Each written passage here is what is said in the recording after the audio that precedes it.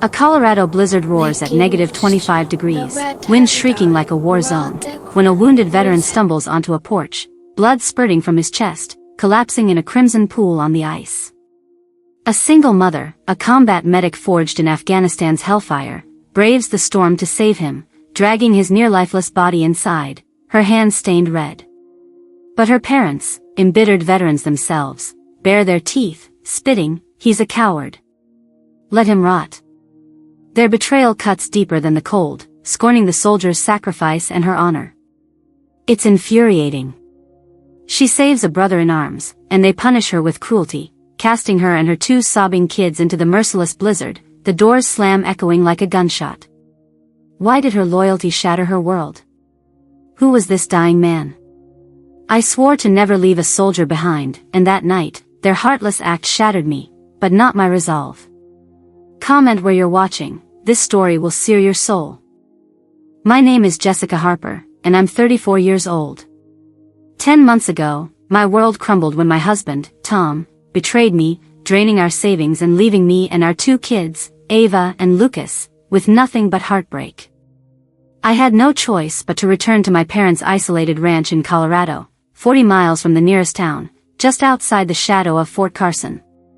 This sprawling, snow-dusted property, surrounded by jagged mountains and endless plains, was where I grew up, but it never felt like home. My parents, Robert and Diane Thompson, are Vietnam War veterans, their lives governed by the rigid discipline of the military. To them, my compassion, home saving lives in Afghanistan, is a flaw, a crack in the armor they despise. The ranch is a fortress of rules, colder than the -10-degree winters that grip it. Ava, my 9-year-old, clings to her books about military heroes, her sharp mind dulled by my mother's sharp tongue. Stop daydreaming, Ava. Diane snaps daily, her voice like a drill sergeant's. Lucas, 6, with his boundless curiosity, dreams of being a soldier, but Robert's barking orders, "Stand straight, boy," crush his spirit. I see my kids fading, their spark dimming under the weight of this place. I was a combat medic, trained to keep soldiers alive under fire, but here, I'm just a failure in my parents' eyes. You let Tom ruin you, Diane sneered last week, her words cutting deeper than shrapnel. I've been scouring job listings at the local library, desperate for a nursing position, but openings near Colorado Springs are scarce. Each rejection fuels Robert's disdain. "You're too soft, Jessica," he growled yesterday, just like in the war. Their judgment suffocates me, but I fight for Ava and Lucas, taking them to the frozen fields to play, if only to hear their laughter echo briefly. This ranch, this family, is a battlefield of its own, and I'm losing ground. But nothing could have prepared me for the night a bleeding veteran staggered onto our porch, forcing a choice that would shatter everything. Stick with me, this story's only beginning. Comment if you've ever felt trapped by family expectations. The Colorado Ranch, 40 miles from any town and dwarfed by jagged, snow-covered peaks, felt like a prison camp under my parents' command. Robert and Diane Thompson, hardened by their years in Vietnam, ran this frozen outpost like a military base, their rules as unyielding as the -15-degree winds battering the walls. I'm Jessica Harper, a combat medic who faced gunfire in Afghanistan, but nothing prepared me for the war at home. My kids, Ava and Lucas, were wilting under the weight of my parents' relentless discipline, and I was fighting a losing battle to protect their light. Robert's orders were absolute: breakfast at 0600, no noise in the house, lights out at 1900 sharp. Order keeps a family strong, he'd growl, his voice like gravel, his gray eyes scanning us like we were recruits. Diane's criticism was sharper, cutting through me like a winter gust. "Your kids lack backbone, Jessica," she spat last week, eyeing Ava's trembling hands as she held her book of military heroes. My 9-year-old Ava, once vibrant with stories of brave soldiers, now shrank into silence, her hazel eyes glued to the floor. She'd hide in her room, scribbling in a tattered notebook about our old life in Colorado Springs, where she had playgrounds and friends. "I don't belong here," she whispered to me one evening, her voice barely audible over the howling wind outside. It broke me to see her spirit dim. Lucas, my 6-year-old, was a firecracker, always buzzing with questions about tanks and fighter jets, dreaming of becoming a soldier like his mom. But Robert stomped out his spark. No chatter during meals, he barked at dinner 3 days ago, when Lucas asked about stealth bombers. Lucas's smile vanished, his small fingers clutching the dog tags I'd given him from my service, his eyes searching mine for rescue. I tried to carve out moments of freedom, bundling them up to build snowmen in the icy pasture behind the barn, their giggles a brief defiance against the ranch's suffocating grip. But Diane caught us yesterday. "You're turning them into delinquents," she hissed, her words slicing through the cold air, "just like you always were." Their judgment was a constant assault. They saw my compassion, forged in the chaos of war, as a liability. "You let Tom destroy your life because you're too soft," Robert snapped last Friday, his voice heavy with disgust, dragging up my ex-husband's betrayal. The words landed like a grenade, reigniting the shame of losing everything to Tom's lies. I'd been driving 20 miles to the nearest library, scouring job listings for nursing positions, but hospitals in Colorado Springs turned me away, saying my military experience didn't translate to civilian work. Each rejection gave Diane more ammunition. "You'll never survive out here," she said 2 days ago, her arms crossed like a general issuing a verdict. The breaking point came yesterday, when Lucas proudly showed Robert a crayon drawing of a fighter jet, his eyes bright with hope. Robert barely glanced at it. "Focus on something useful," he grunted, crumpling the paper. Lucas fled to my arms, sobbing, his small body shaking. "Why doesn't Grandpa like me?" he choked out, his voice shattering my heart. I held him close, my own tears falling, vowing to find a way out. With no job, no savings, and winter locking us in, escape felt like a pipe dream. But the storm brewing inside me was nothing compared to the one about to hit, when a wounded veteran's blood would stain our porch and change our lives forever. The Colorado blizzard roared like a fighter jet, plunging the temperature to -25 degrees, the wind clawing at our ranch house like an enemy assault. It was just past 9 at night, the darkness swallowing everything beyond the frosted windows. Inside, Robert dozed in his armchair, his Vietnam War medals glinting faintly on the mantel. Diane knitted in silence, her needles clicking like a metronome enforcing her rules. Ava and Lucas were upstairs, tucked into bed after I'd read them an extra story to drown out the storm's howls. I sat on the couch, flipping through a worn medical journal, clinging to my combat medic instincts despite months away from the field. The tension from my parents' relentless control, Robert's barked orders, Diane's cutting remarks, hung heavy, but nothing could have prepared me for the moment that shattered our fragile peace. A heavy thud echoed from the porch, muffled by the storm but sharp enough to jolt me upright. "What was that?" I said, my voice tight, heart pounding like it did in Afghanistan.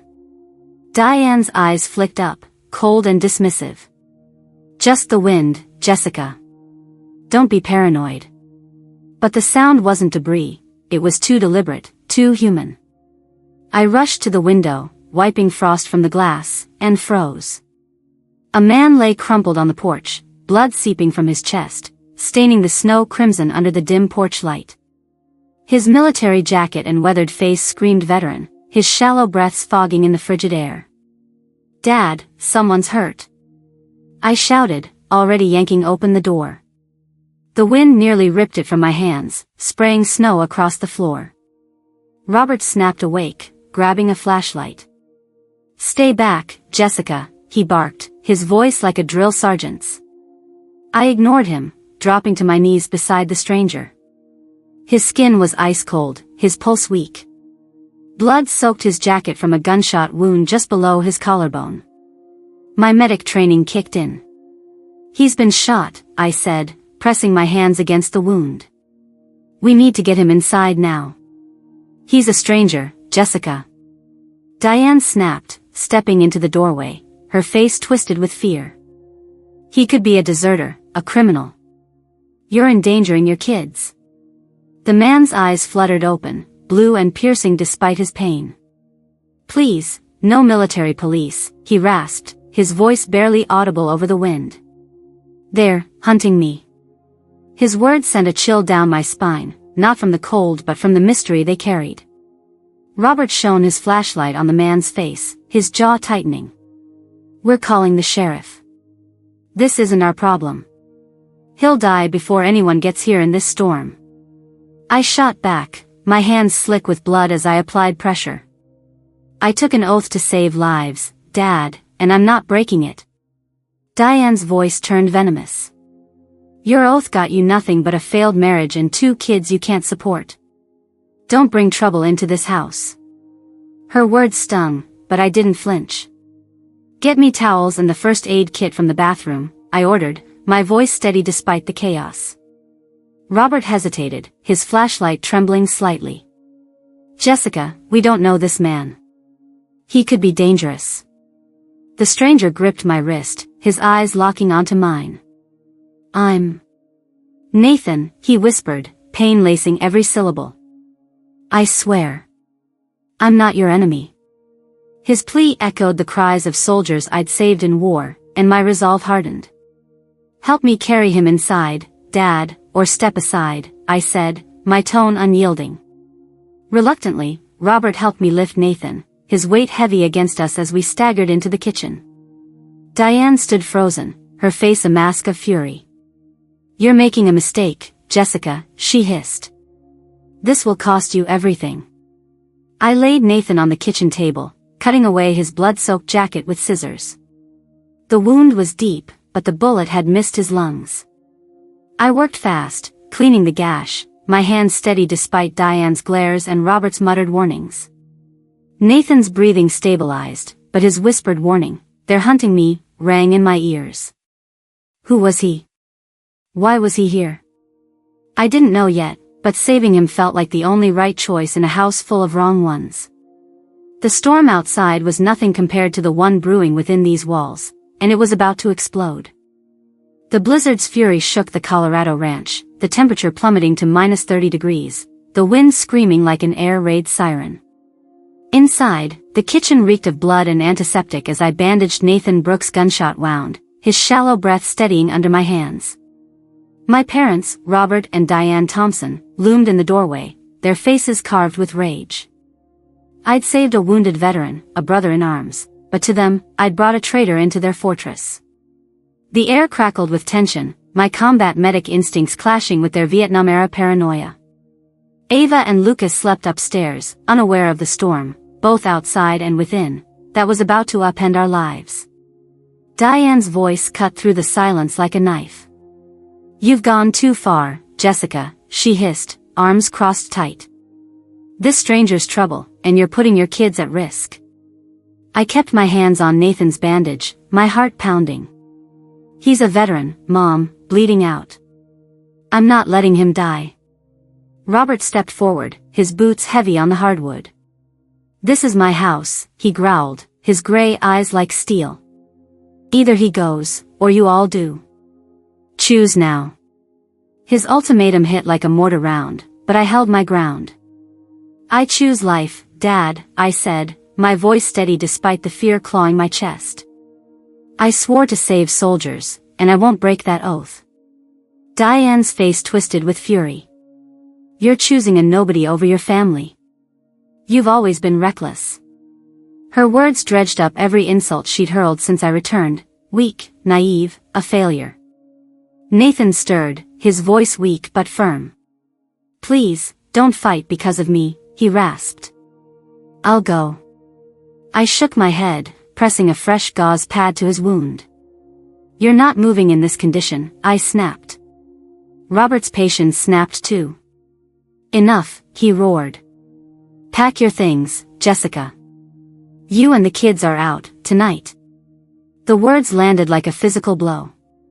I stood frozen, blood still on my hands, as Diane marched to the hall closet, pulling out coats. "You heard him," she said coldly. "You made your choice." I stumbled upstairs, my legs heavy, waking Ava and Lucas. "Mommy, what's wrong?" Ava whispered, her 9-year-old eyes wide with fear as I bundled her into a parka. Lucas, 6, clung to his dog tags, trembling. "Why are we leaving?" he asked, his voice breaking. I forced a smile, my heart shattering. "It's an adventure, buddy," I lied, grabbing their clothes and a single photo of us from Colorado Springs. We carried Nathan to the front door, his weight dragging as he fought to stay conscious. Diane blocked the way, her voice venomous. "You're throwing away your kid's safety for a stranger," she spat. "You'll regret this." Robert stood silent, his silence a final verdict. I zipped Lucas's coat, my hands shaking. "I'm teaching them what honor looks like," I said, my voice cracking. With Ava clutching my hand and Lucas pressed against me, I helped Nathan into the night, the door slamming behind us like a guillotine. The cold bit through our layers, the wind driving ice into our faces. My old Jeep was parked 100 feet away, half buried in snowdrifts. I buckled Ava and Lucas into the back seat, wrapping them in blankets, their sobs piercing the storm's roar. Nathan slumped in the passenger seat, his breathing ragged. I turned the key, the engine sputtering to life, but the tires spun uselessly in the 3-foot snow. "No, no, no," I muttered, my breath fogging as I tried to rock the Jeep free. It sank deeper, trapped. Nathan's eyes flickered open, his voice urgent. "They're still out there, the ones who shot me." My blood ran cold. Headlights flickered in the distance, barely visible through the blizzard. Were they his hunters? We were stuck, 40 miles from help, with no cell signal and the temperature dropping fast. My kids' lives, Nathan's life, hung in the balance, and I had no plan.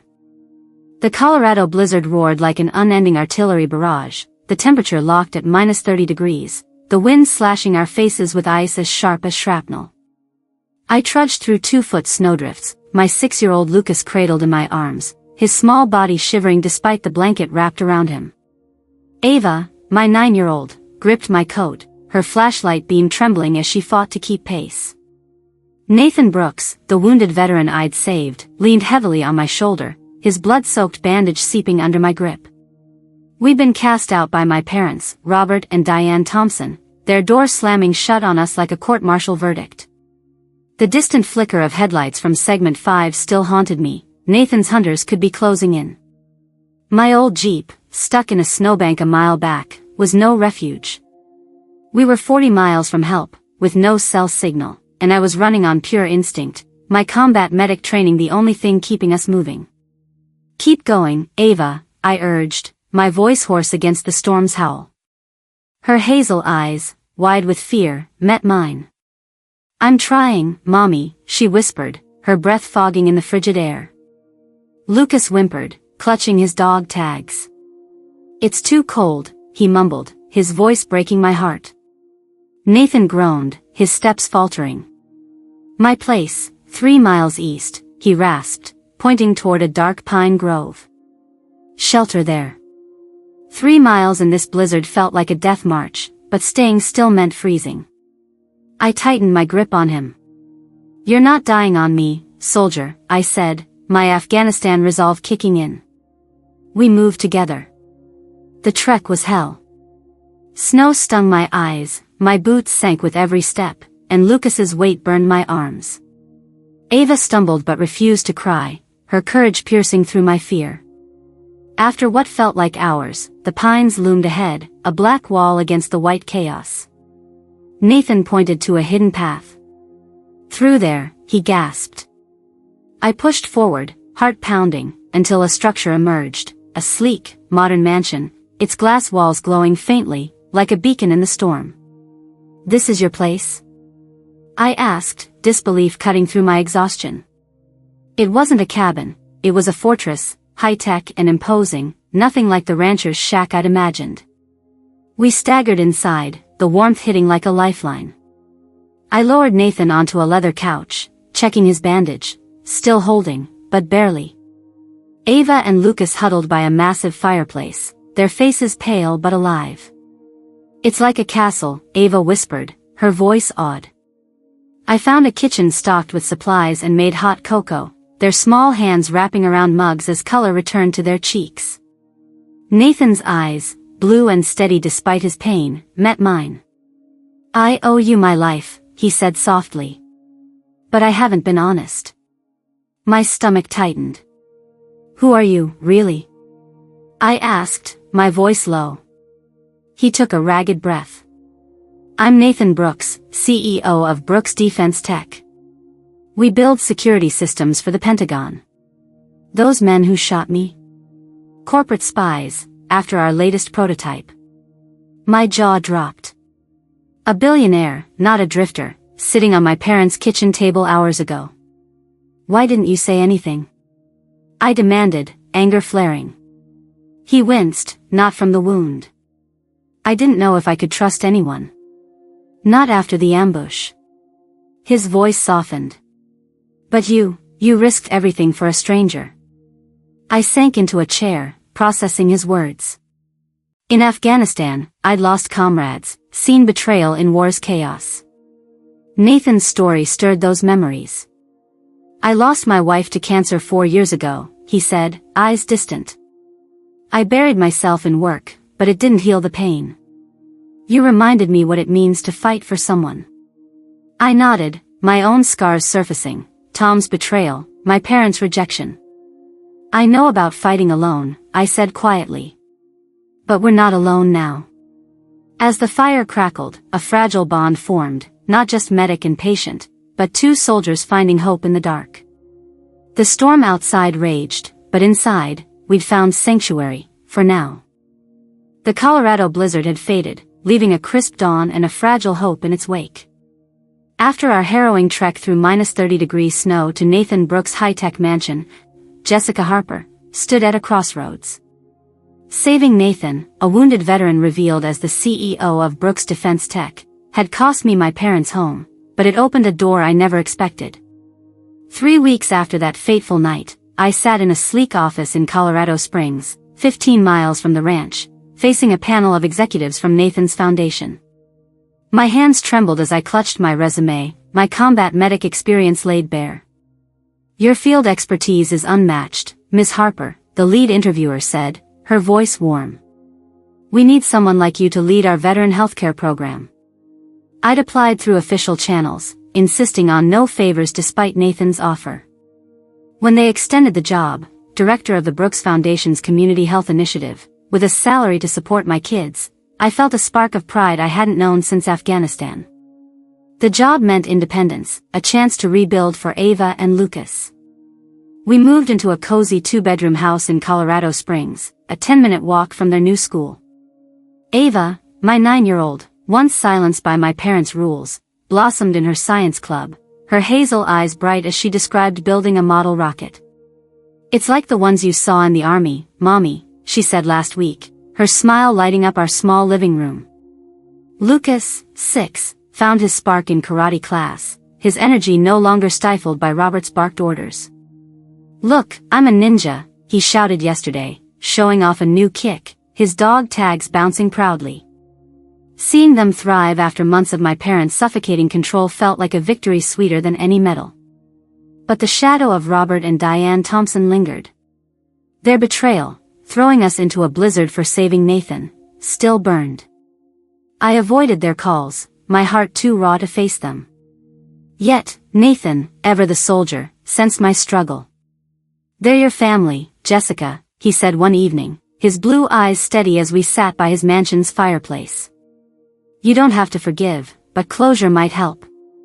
I nodded, steeling myself. 2 months after the storm, I drove back to the ranch, 30 miles away, Ava and Lucas in the back seat, their faces tense. Robert opened the door, his grizzled face softening slightly. Didn't expect you back, he muttered.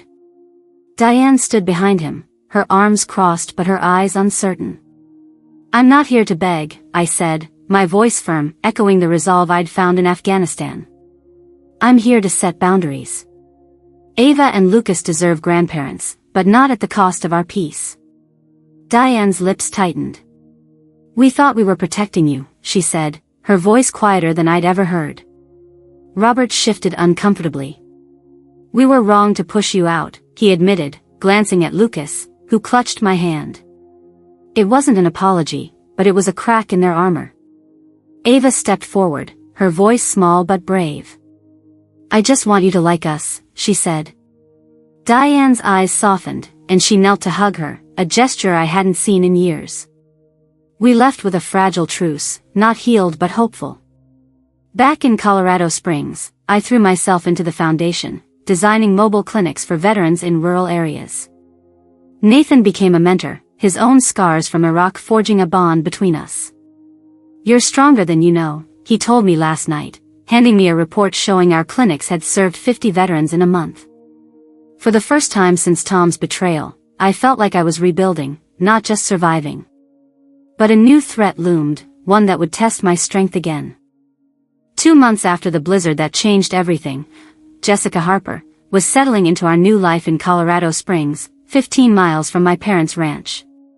Nathan Brooks' mansion, a high-tech sanctuary, had become a safe haven where Ava and Lucas could laugh again. But at 2 a.m., under a moonless sky, that safety shattered. A piercing alarm ripped through the silence, red lights flashing across Nathan's security monitors like warning flares on a battlefield. My heart slammed against my ribs, Afghanistan instincts surging. Nathan, now stronger but still healing from his gunshot wound, bolted upright on the couch. "They're back," he whispered, his blue eyes sharp with fear. "The spies who shot me." I grabbed Ava and Lucas from their guest room, their sleepy faces twisting with panic. "Mommy, what's happening?" Ava asked, her 9-year-old voice trembling as she clutched her science book. Lucas, 6, hugged his dog Tags, eyes wide. "Stay calm," I said, my voice steady despite the dread coiling in my gut. Nathan pointed to a steel door across the room. "Safe room, now," he ordered, his veteran tone cutting through the chaos. I ushered the kids inside, the door locking with a heavy thud, its reinforced walls a stark reminder of Nathan's world at Brooks Defense Tech. Through a monitor in the safe room, I saw 3 shadowy figures creeping across the snowy lawn, 200 feet from the mansion, their silenced rifles glinting. "They want the prototype," Nathan said, his voice low as he typed commands into a control panel, activating automated defenses. "It's a game-changer for Pentagon security." My combat medic training kicked in. I wasn't just protecting my kids but a mission. "What can I do?" I asked, my hand steady despite the stakes. Nathan handed me a radio. "Guide my team. They're 5 minutes out." I relayed coordinates to Nathan's security team, my voice calm, like calling in medevac choppers under fire. 3 hostiles, northwest corner, armed, I reported, watching the monitors as drones deployed from the mansion's roof, their lasers pinning the intruders.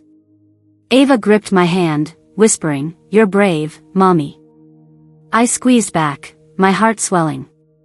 Lucas, huddled close, mumbled, like a soldier. Their trust fueled me. Minutes later, tires crunched outside as Nathan's team arrived, moving like a SEAL unit. Shouts echoed, then silence. The spies were zip-tied, their threat neutralized. Nathan opened the safe room, his face etched with relief. "You handled that like a pro," he said, a faint smile breaking through. I shook my head, adrenaline still surging. "I just kept them safe," I said, pulling Ava and Lucas close. The danger was gone, but the weight of it lingered. I'd faced gunfire in Afghanistan, but protecting my kids and Nathan in that moment proved I was more than a medic, I was a warrior. The spies were after Nathan's technology, but they'd underestimated the strength of a mother and a soldier. The night wasn't over, though. A bigger battle loomed, one that would redefine our future. 3 months after that brutal Colorado blizzard, I, Jessica Harper, stood in my office in Colorado Springs, 15 miles from the ranch where my parents, Robert and Diane Thompson, once cast us out.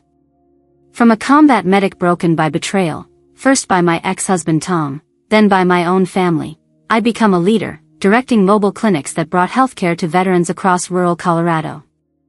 Ava, my 9-year-old, now painted vibrant murals at school, her hazel eyes sparkling with dreams unbound by Diane's harsh rules. Lucas, 6, bounded through karate classes, his dog Tags gleaming as he laughed, free from Robert's barked orders. Nathan Brooks, the wounded veteran I saved, stood by me, not just as a billionaire CEO of Brooks Defense Tech, but as a brother-in-arms who taught me trust could heal old wounds. That night, when Nathan's blood stained our porch, I chose honor over fear, defying my parents' cruelty. Facing spies in his high-tech mansion, I proved my strength wasn't just in saving lives but in protecting them under fire. "You're a warrior, Jessica," Nathan said last week, his voice steady as we reviewed clinic reports. 50 veterans served in a single month. My heart swelled, not just for the work, but for the life I'd built. Even Robert and Diane softened, joining us for dinner recently, their silence a quiet apology. "You did good, kid," Robert muttered, tossing Lucas a model helicopter, a gesture that spoke louder than words. "Here's the lesson: never leave a soldier behind, on the battlefield or in life. Compassion, even when it costs you everything, lights the path to redemption. So, take a chance, help a veteran, a stranger, anyone in need. A single act can rewrite your story. I'm living proof." Have you ever risked it all to help someone? Share your story in the comments, like this video, and subscribe if you believe kindness is a soldier's greatest weapon. This journey tore me apart, but it made me whole.